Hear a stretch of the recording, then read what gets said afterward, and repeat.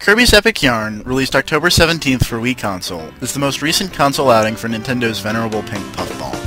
Kirby has always been neglected as far as consoles go, his previous game being Air Ride in 2003, but the previous main series platformer was Kirby 64 in 2000. After developer Goodfeel hit a high note with 2008's Wario Land Shake It, or Wario Land the Shake Dimension, or Wario Land Shake, the director, Madoka Yamauchi, came up with an idea that became known as Kaito no Fluff, translated to Fluff of Yarn. The original idea for Kirby's Epic Yarn was going to be about the second player.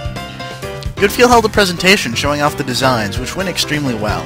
Nintendo executives liked the look of the game and felt there could be many various types of play concerning Yarn.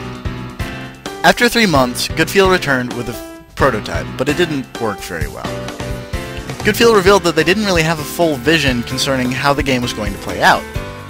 In summer of 2009, though, Nintendo asked if they wanted to change it into a Kirby game, becoming Kaito no Kirby, or Kirby of Yarn.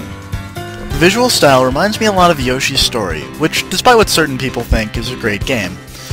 I've always loved the graphics of Kirby games, and Epic Yarn is no exception. The fabric and yarn aesthetics look great, and almost photorealistic. Everything from the background items, to the enemies, to the players, are diabetes-inducing cute.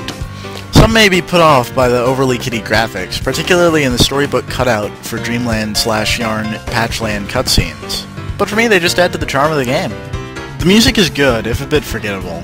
Most songs are very reserved piano tracks that fit very well with the game. The sound effects also work very well in the situations that they're used. But as far as sound goes, if there's one complaint that I have to levy against this game, is the narrator. While it does add to the atmosphere by providing a narrator reading it out like a children's story, and he does have some hilarious lines, such as this one. This grass feels funny, Kirby thought. It feels like pants. Just seems to get a little grating after a while. It's still adorable, and I don't really have any quantifiable complaints about it. It's just a little pet peeve.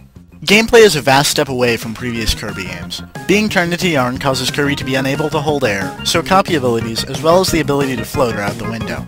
However, in their places are whipping out a piece of yarn and throwing enemies, similar to throwing our own copy abilities in Kirby 64, and a transformation into a parachute to slow Kirby's fall. Also, Kirby gains all new abilities through special transformations that occur at various places in the game. Most are adorable, such as Fire Truck Kirby, some are quite epic, like Tank Kirby, and some are decidedly frustrating, such as Snowplow Kirby. As a fair warning, there is not a whole lot of challenge provided in this game.